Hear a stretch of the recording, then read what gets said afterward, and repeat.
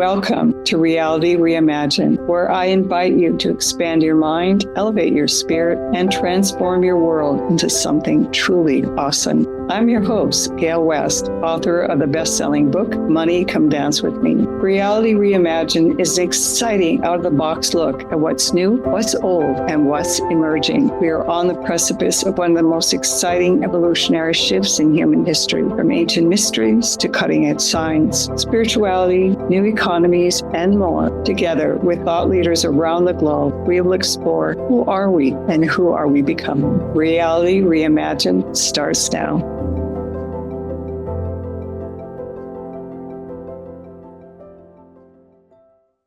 Hello, this is Gale West. I'm your host for the new Reality Reimagined. We invite you to expand your mind, elevate your spirit, and transform your world into something awesome. I have with me, I'm coming here from California, sunny California, and I have with me an amazing guest who is coming in from where? I'm in Italy, and Yes. I'm specifically in northern Italy, in this very wonderful spiritual community called Damanhur, where I had the pleasure of meeting you in person, and we did some processes of inner alchemy together. Yes, and this is Esperida Ananas. Now I'm saying it correctly. You said it beautifully. Thank you. So tell us a little bit about yourself and who you are, because what you bring to the table is so exciting. Thank you, Gail. So I am a psychosociologist, which means I study psychology applied to groups. I also have studied extensively comparative religions and, in general, how human beings work, both physically and most of all spiritually.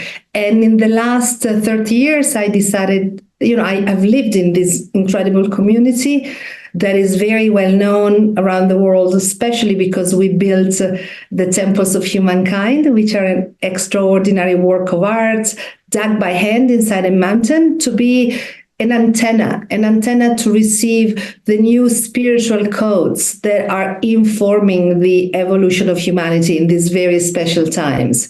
And when I arrived at Damanhur, I had the great pleasure of helping the community save the temples, because they had been built in secret without permit, because really there was no one to ask permission for building such an incredible, extraordinary thing. And so I arrived there, and I was very much involved immediately in the heart of the community. And so I got to meet the founder and the visionary who founded Damanhur. His name was Falco. He left his body 10 years ago. And for 20 years, as long as he was alive, I had the great privilege and pleasure of really working with him and studying with him. So I then, of course, merged what was my own experience, and after his passing these last 10 years, of course, much more of my experience with his teaching that were at the basis of this community that is one of the longest standing in the world. We're this year celebrating our 50th anniversary. We are the third generation, meaning we have children born of children. And if in the beginning, it was a little hard to live here because we were considered sometimes with suspicion from people saying, what are they doing? Now we are studied by universities all over the world. We have thousands of people coming because the idea of living communally in a way that is harmonious with the earth, with each other, and spiritually aligned with this, as I was saying, the new values that we need to share as humanity, of love, unity, respect of diversity, and also the going beyond religion, really being able to connect to this divine principle inside each one of us that is in everyone. And we have chosen the formula of the community because we believe of the intentional community. So, we have 600 people living here in this valley, and then we have many other people connected to our projects around the world. So we recognize ourselves both in a physical community as well as the spiritual community. And this, we believe, is the formula for the future. So, this new amazing world you talk about in your beautiful beginning phrase, we believe it's possible. if we do this together, if we do this collectively. And so as a part of being together collectively, it's also very important to become one with ourselves, starting to get to know who we really are, each one of us. Because when we go very deep into this, we really understand that the soul is co-emotional, contemporaneous, my soul with yours and that of everybody else. And that's where I find the foundation for my work and process with past lives that are really contemporaneous. And then we realize that maybe we also share experiences across time. And this is a way to understand, what the great wisdom traditions always told us, that we're all one. So it's interesting. So you were talking about time, and I know that this is something that you're really fascinated with. And then I know Falco really wanted to shift the paradigm of humanity into a different timeline. Can you talk a little bit about that? Like, so we were on the trajectory of a bad timeline. Supposedly, we're about to destroy ourselves. And that he came in to specifically create these temples and they're on these amazing energy lines too. I've been in the temples; they're just phenomenal. Can you share a little bit about the intention of the temples and how that you see us going as humanity? Sure. So if people want to check them out, they can see them they're called the Temples of Humankind. And so you can see and have an idea of these incredible halls built inside a mountain. The reason why they're inside the mountain is exactly as what you were saying, is because the four energy lines that meet here, we call them synchronic lines because they transport energy information from the center of the galaxy through our sun to our planet. And so energy information at all levels, the codes that inform life as well as souls, which are also a form of information and energy. So the temples were built there to be really a gateway, to be an opening on these new levels of energies, vibrations, and information they're coming in. Because in every historical times on planet Earth, we've had peoples, normally small peoples, and temples that were playing that role. And Falco knew it was given as part of his mission to build this complex to be the gateway for these times of transition. So these are not temples dedicated to, any religion or God that we've known before. They're called temples of humankind because they are connected to that divine principle, that absolute divine principle that is in every human being.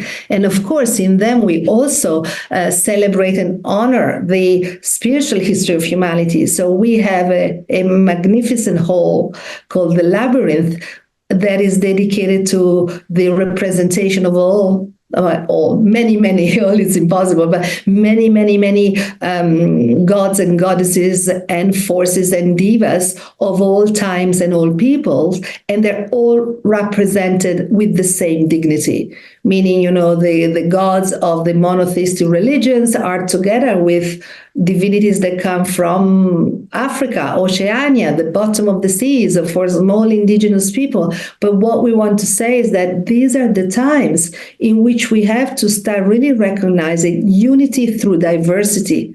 And to do that, we have to respect every belief, we have to respect every way of thinking and finding a harmony. So just as important as the union of the gods for us is the union of all the peoples, and bringing back the whole archetype of a people, meaning a group of human beings that recognize themselves as one with other human beings, with the land they live on, with the plants that live on the land, with the animals there, the idea of being communities, each one diverse and all connected and in unity with each other on this beautiful planet. So this was part of the plan of Falco, and this was also, as you were saying before, in relation to timelines, a seed to really make it possible to create an alternative time, an alternative history. So here we go a little bit like into sci-fi. We could imagine that a certain part of our future has already happened, and we all navigated backwards in time with our souls to be incarnated now to do things differently with enough spiritual complexity to have energy to detach a new timeline that would lead us to a completely different point in time, where we would not have the predictable disaster that we can, foresee now, or that has been predicted by many seers and psychics, because they were all looking at the old timeline. But we are here to create a new one. Part of it, the more that we raise the vibration collectively, that shifts, that allows, does that allow for the new timeline to activate, or like how? It's vibrational, and it has also to be practical. Yeah. Right? We cannot just sit in meditation. That, of course, the spiritual practices are the foundation of everything, because if we don't raise the vibration, nothing is going to happen. And at the same time, we need to take concrete actions, like live differently on the planet, consume differently, completely change the paradigm of, things are going well if we consume more, if there is more growth. No, this is not how it's possible. We need to find a different balance. So we need to then be really, really proactive in our actions and the way we live. Otherwise, one of the things I love about the Damanhur I community, you are spiritual practicality in action. Yes. Yeah. And there are many beautiful things that are happening around the planet now. So many people, really committing their life themselves to this. And we really need more and more of this. So we really need to create in this time a bridge between spirit and matter. Yes. In a completely new way. Yes, true. So we have about 30 seconds before we're going to take a break. And when we come back, I'd like to go a little bit more into this idea of timelines and about your work in times, and how, you're going to do a workshop in California in July. Yes, very soon. We're talking a little bit about that. So thank you. When we come back, we're going to continue this interesting conversation with this Esperida, whatever. Oh, okay. And this is Gale West, and you are on Reality Reimagined.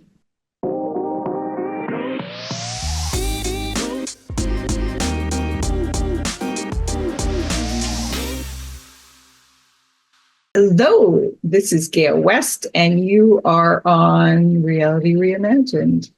So happy to have you today. And my guest, we've been chatting about timelines, about the Temples of Humanity, about Damanhur, which is an amazing spiritual community in the north of Italy, up in the foothill of the Alps. And we're going to continue with talking about what are timelines, how to work with them. It's quite exciting. So I have my guest, Esperida, who is here from Italy. And let's move on. So we were talking about timelines and the idea of shifting timelines from a one that is about destruction to a one that is a new reality, right?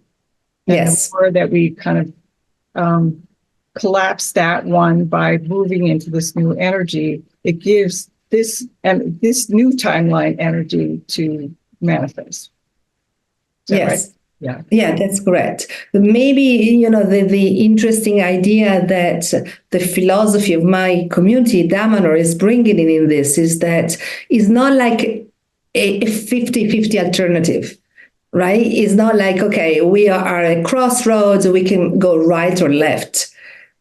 In our understanding, we've already gone right, and now we need to go left. So the pull of right, of that direction is stronger. And this is why if we look at reality today, we're seeing still, quite a lot of war and suffering, and because these are all reverberations of a reality that was actually much worse. But we cannot completely take away that energy completely. And this is why I was underlining the importance of concrete actions, because we need to make these changes really concrete, not just vibrational, also absolutely physical, so that, say that you have explosion energy 100. If you concentrate it, you create a lot of damage. We have explosion energy 100 because that explosion already happened on that timeline. But what we can do is we can make 1,000 small explosions. And each one of those will not have the potential. We will still have the same potential of explosion in the end, but it will be so shared, so diffused that it wouldn't harm anyone or create very little harm. And this is why we need concrete actions. Because then whatever has already happened, even if the pull is there, it will manifest differently. Well, part of it is, a lot of people think, well, if I just meditate, I'm going to bring on peace. I'm going to bring peace. No, we are in three-dimensional time and space. We have to move. We have to take action towards what it is that we want. And as, who was it? Gandhi said, be the change that you want to see. So I think what you're saying is that by taking concrete action and changing yourself, that brings this new paradigm more. Yeah, exactly. And it's a two-way thing, because the more you take concrete actions, the more you change. Right. And the more you change, the more you want to take concrete actions, because your awareness rises, and therefore you understand that actually you got to move, and you're always responsible. We're always responsible. Doesn't mean guilty at all, but I mean we always have agency on what happens to us. We can always make choices. So I'm curious. So I tend to think that what we're seeing right now is the end of an old paradigm, and that there has to be some sort of a breakdown before you can move into this new one. Is that part of also what you're seeing too from this Damanhurian perspective? Exactly. Yes. And obviously the old paradigm is breaking down. So the challenge is, are we going to be able, in the time that is given to us for the change, to bring in the change? Because it's not for granted that a paradigm ends and is substituted by a better one or a more desirable one. So that, I think, is key. That, and I don't want to say this to depress people, all the contrary, to say we need to be very alert and know that we have this incredible opportunity of being here in these times because our soul chose it, and that means we have agency. We have the power to make this difference. But we cannot take for granted, everything is going badly because the old paradigm is ending, therefore I just waited for it to end because things will go better. No.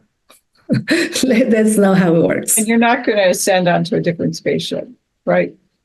Yeah, well, we have to deserve it, right? Why would they take us if we haven't done anything? Yeah, I know. That's this conspiracy theory. It's like, we're going to go in another spaceship. I don't think so.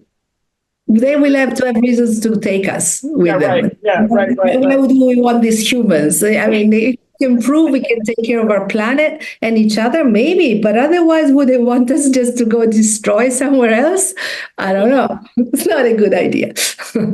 So I'd like to move into this idea of, we've been talking about timelines and about shifting timelines, about taking action. And somebody told me that that somebody asked the Dalai Lama, should we meditate on peace? And he said, well, if all you're going to do is meditate on peace, no, that's already not. If you're going to take action, yes.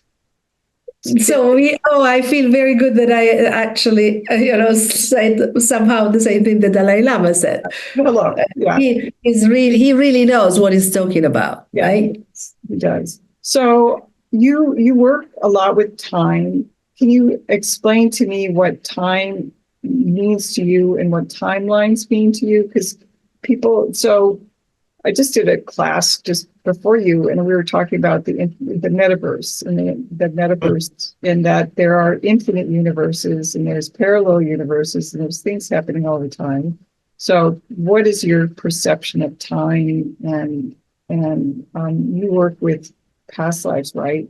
So can we go a little bit more into that? Yes.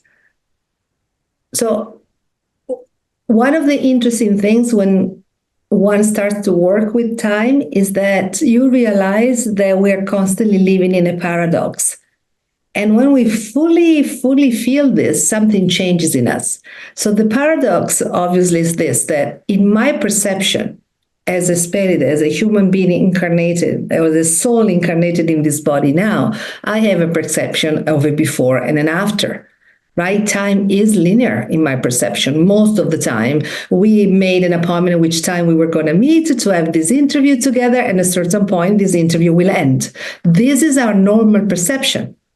So, how do we conciliate this with the idea that all the mystical traditions tell us that actually time does not exist?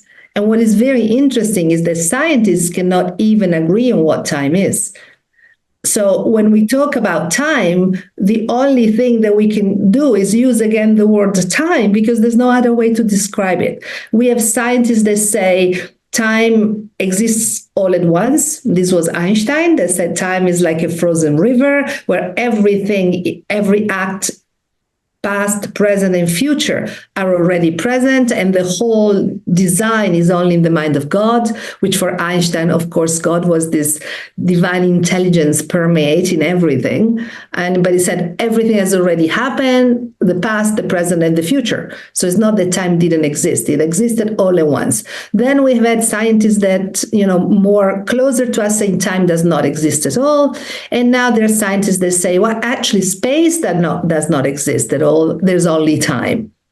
So this concept from time is all present, time doesn't exist, there is only space-time, and now there's not even time or there's not even space. So obviously, as humans, we're constantly struggling to perceive what this is, and at the same time, we feel that this is such an important dimension to master.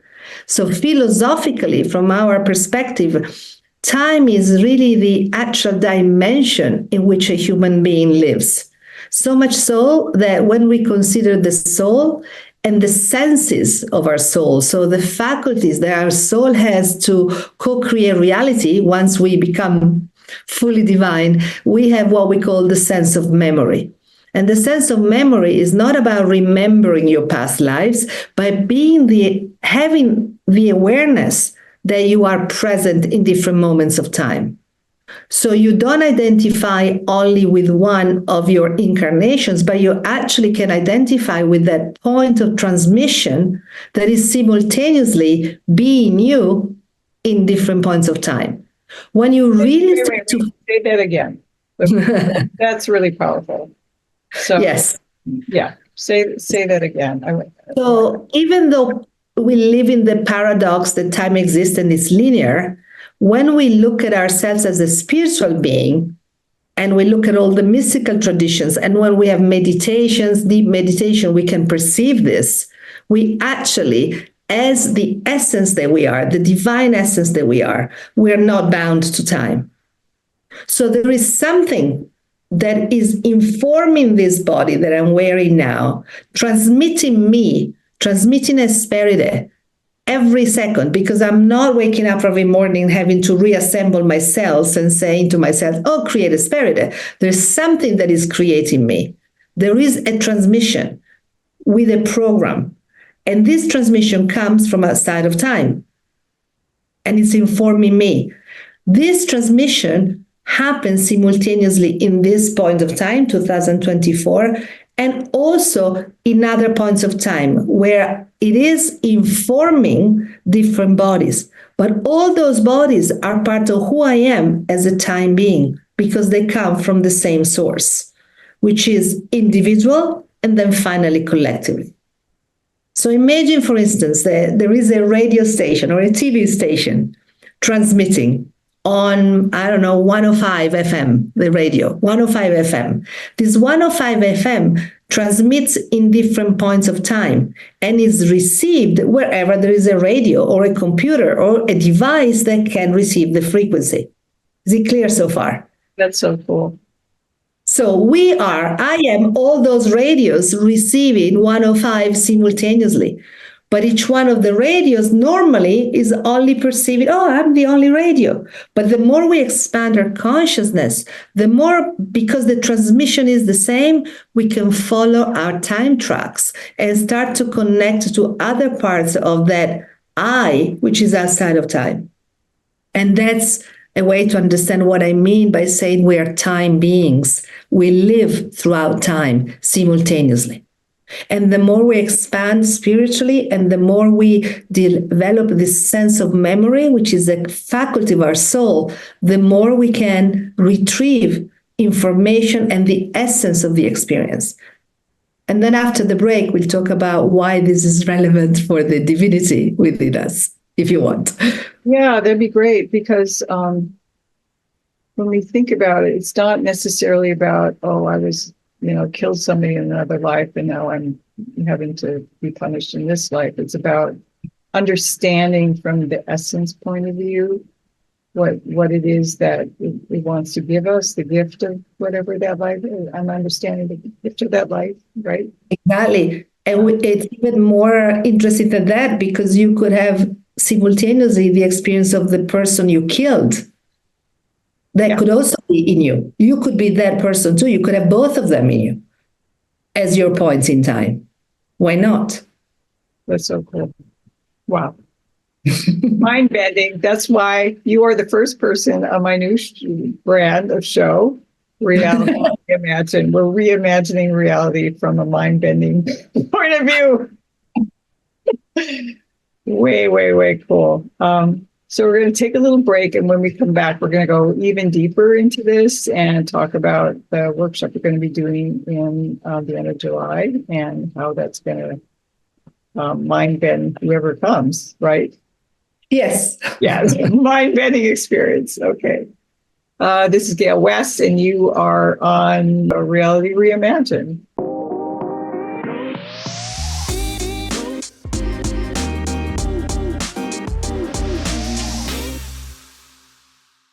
Hello, I'm Gale West, and we are back on Reality Reimagined. And I have with me my guest, Esperida Ananas, and she's coming here from Italy. We've been having an amazing conversation about time and what time is and perceptions of time, and about the time links for humanity and a whole bunch of other stuff. So moving on, tell us more about your idea of how we work with time. And so I think in the Damanhur idea that time is circular, right? Circular is not quite correct. Circular would mean that you always go back right to where you started. More, the Damanhur idea would be that time connected to the world of forms, not time per se in general, but time connected to the world of form can be considered as a sphere. Oh, sphere. Right. Right. Yeah. So a little bit different. Right. So on the sphere, you can move on different points. But then at a certain point, when the game has come to an end, when we have divinized matter, then the sphere will enter a different dimension, which would be completely different. So it's not that time per se is a sphere, but time connected to our experience inside of form. Yes, it can be considered as a sphere where everything is present. So we use the metaphor of time as a territory, and this is very powerful, because if I were to ask you now, think of Paris and tell me, is the Eiffel Tower there, Gale? Yeah. Right, you say yes, but you really don't know, because it could have just disappeared now. There could have been ETs taking it away. Anything could have happened. You don't know. But you've been trained, like all of us, we've been trained to think, well, it's geography, therefore it is there. Yeah. So if we take this metaphor and we put it on time and we look at time as a territory, then the Tour Eiffel would be simply another point in time. And if we had that perception, I would ask you, hey, Gale, is England 1965 still there? And you would say, of course, like the Eiffel Tower is, because we would be able to perceive time in that way, as a sphere where everything is present. And what I would like to say is, why is this interesting spiritually? So spiritually, for many reasons, but one fundamental reason is, in many spiritual philosophies, you hear the very profound idea that, God is coming inside of form through us. So we are not material beings, we are spiritual beings having a material experience. But the spiritual that is having a material experience is the divine. So this divine presence, which is in us, is choosing through each one of us to have an experience, to learn matter from inside, because the absolute cannot enter our universe, our level of existence, which is characterized by multiplicity and difference, right? Because it's the absolute does not stay in details. So in order to experience matter from within, the divine needs to take a body, a form that can be within the universe. The divine is inside everything. Every tiniest particle of reality, of course, is divine, but not everything in the world of matter has the awareness of being divine. We as humans do. And this is why we are at the moment, at this level of evolution, one of the candidates for the divine to inhabit and have this experience. The divine, when it enters the world of forms, of matter, divides the unity into different frequencies. So this 105 FM that I was using as an example before would be the frequency that the divine is using within me and all the other me's. Why? Because in this way, I can experience the full range of this frequency. Or let's use another example. Let's say that the divine is the full spectrum of all colors, and it divides into colors. And I am the color pink. So in every lifetime, I'm always the color pink in every possible shade till I have experienced the full range of pink, and I can feed back the result of my experience complete, as many ways as you can be pink inside the world of forms, back to the divine. If we use another metaphor, another example, which is even closer to how reality is, let's say that each one of us has an essence which is the same in every lifetime. So to simplify, let's think that your essence is that of being an innovator. Maybe in one lifetime, you are someone who, creates a revolution or fights in a revolution. In another lifetime, you invent a new form of education. In another lifetime, you have a TV show where you are bringing new ideas and you help people to reimagine reality. In another lifetime, you are a chef that invents a nouvelle cuisine. I don't know, I'm making all these examples up, but to say the essence would always be innovation. But because the setting changes, the scene changes, the stage changes, you explore innovation in a completely different way in every lifetime till you have experienced all of that. And the till is what I need to use with my language, but from the divine perspective that is inhabiting the body, there's no till, it's all simultaneous. Wow. So when you take people, so the workshop you're going to be doing the end of July, Yes. And just let people know we're setting up a website called portalsoftime.com to help people to understand this. So you're going to take people to a particular life or point in time. Talk about a little bit about what is the dynamic of them? What happens and why would someone want to do this? Well, one might want to do this if they're interested. Sounds amazing. If they're interested in time, if they're interested in understanding who they are as a divine being, and they want to also to start having a different relationship with time as a dimension. So a part of the process is really about having people feel, perceive what time is. Time as a living dimension in which we can move. And then within that, it's an experience of full embodiment. So this is not past life regression in a classical way, but you connect by following your time tracks and deciding who you want to meet. Because if you can think of it, it means you have it in you.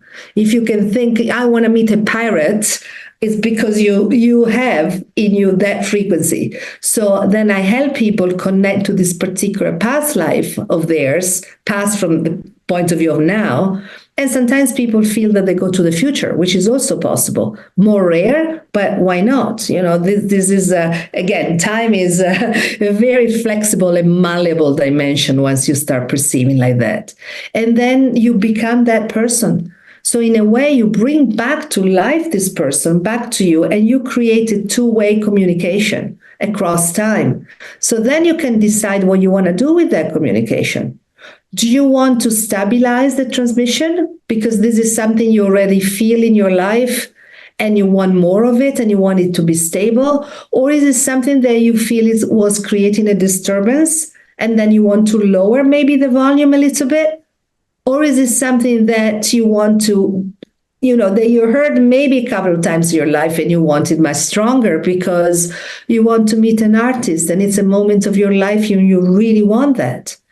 So then you decide how you open this channel of communication and you start realizing that you can really have a conversation with a part of your soul and at the same time feel as this person felt. And, sometimes people come because they need self-forgiveness.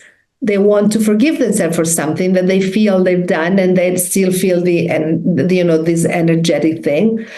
And once you realize that even the idea that we have sometimes of karma, I do something and then, I pay the consequences, is not like that. Because the evaluation of who we are is in the collective us at the end of this full exercise. So, of course, we are fully responsible in every lifetime. And yet there is always a certain malleability. We can play with these different points of time in which we're present if we become aware that we are present. And also, once people do this process, they learn how to distinguish when it's just your imagination of a movie that you saw and when it's your body, your cells awakening and telling you, no, this is really who you are. And so little by little, you start retrieving more and more parts of yourself, which is ultimately, it is my goal to help all of us, as I did, and I keep doing for myself, to continue to be more fully who I am. Because when I understand what my element is, the alchemical color that I'm bringing into every single lifetime, I can also understand better what is my mission in this lifetime. And because of the complexity and the challenges of these times, I think we all need to have all the tools that we can have. I think we need to be fully aware who we are, because we also need to protect ourselves from the confusion in the field, from the fear in the field, from, all these people, they're disoriented. How can we orient ourselves if we do not know who we are? Well, there's so much that's going through my head as you're talking. That's really exciting. But I love the idea of the chemical. What was that you said? The alchemical you, or the alchemical element that you are. The alchemical element that you are. That is really profound. That we have an alchemical element that is the essence of who we are. That is different from every human being and every being on the planet. Similar to our fingertips, that it's different or than anybody else. So it seems like when we can tap into that, there's no need for fear. There's no need for anything, because we know deeply and dearly that our essence is this, and this is what we came, and this is what we're going to traverse through all time and space. Exactly. And according to our studies and our philosophy, the number of these alchemical elements is finite. So we work normally with 163 plus 20, so it's 120, 183 elements. And I know in my community two other women that have the same alchemical element that I have, and we definitely have some frequency very much in common. And of course, the way we express it, it's very different because we are very different. Yeah, right. This is Gale West, and you are on Reality Reimagined.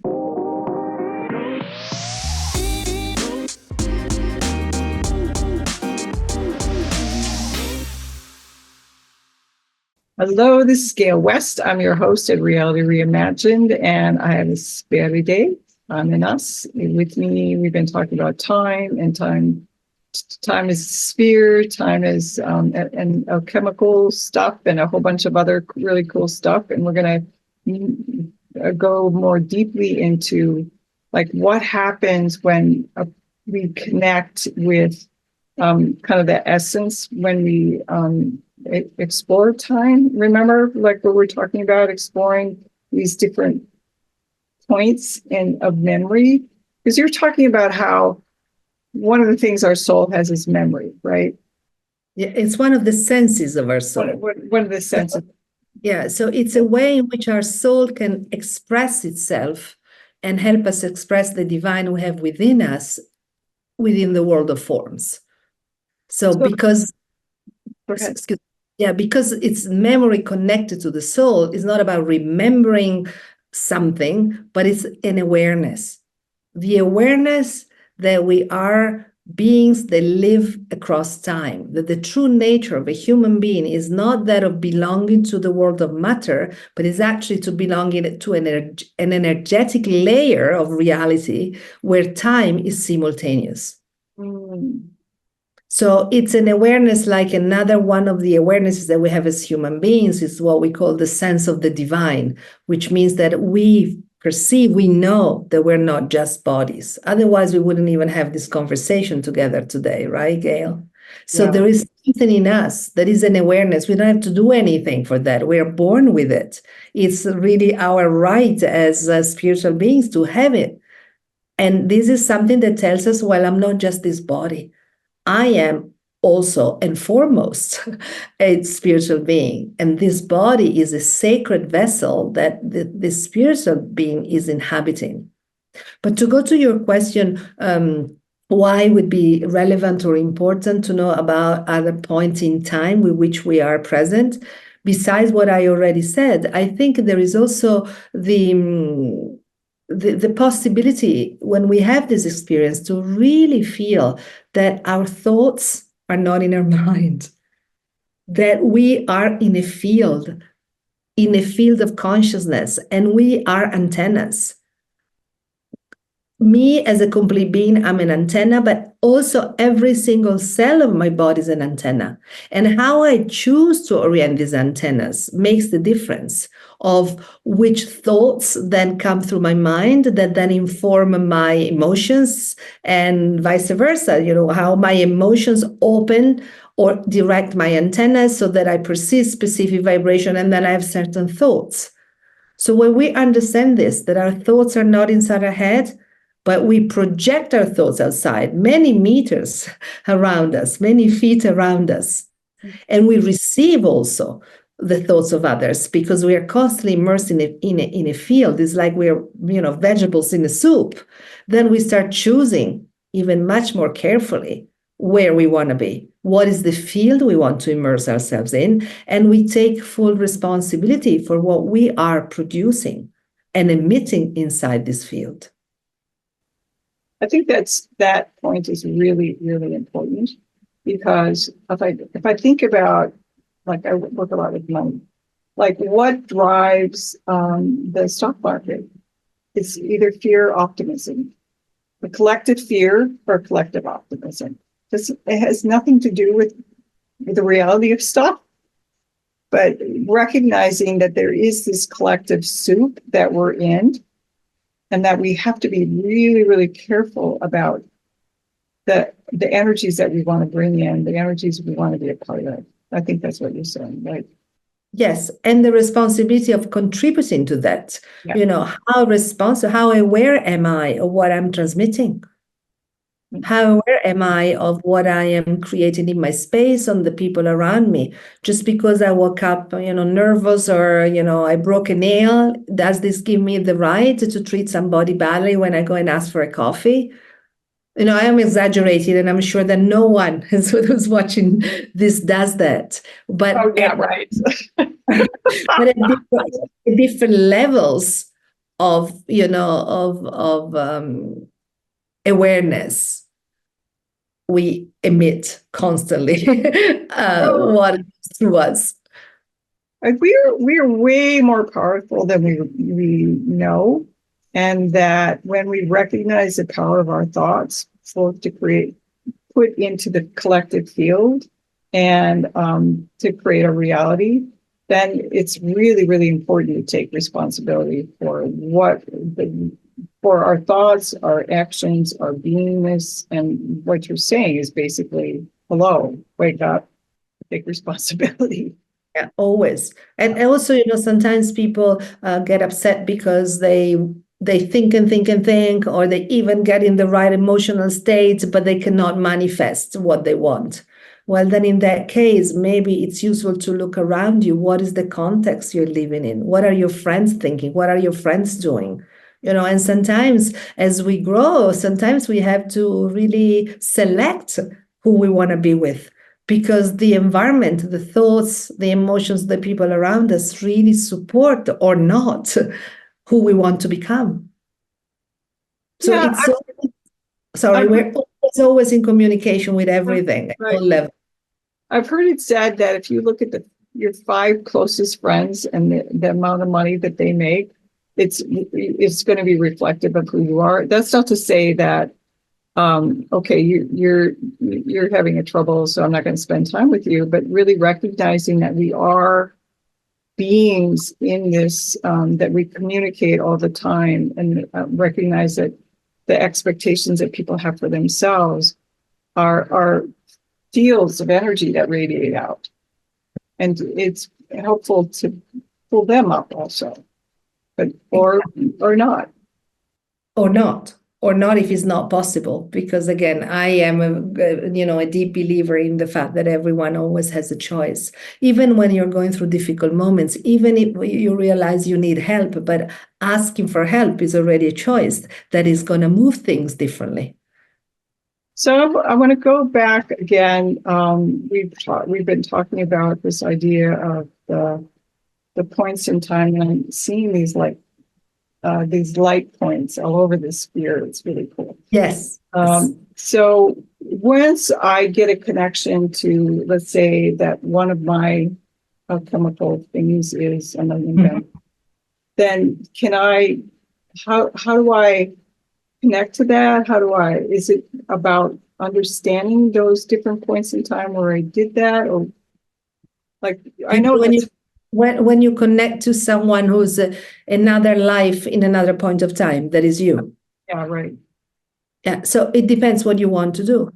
And also depends who you meet. Sometimes people have the experience of meeting beings, humans, that are very evolved. And then they have the impression that they were waiting for them. And often it is the case. You could meet, I don't know, a shaman that realizes you're going there because he's dreaming or she's dreaming of you. Or during a ritual, they see a presence coming, and that presence is you. So they would interpret that you are going there through their own code of interpretation, but they would perceive you. And when that happens, it's very powerful, because you are meeting another you that has at least the same level of awareness that you have, if not higher.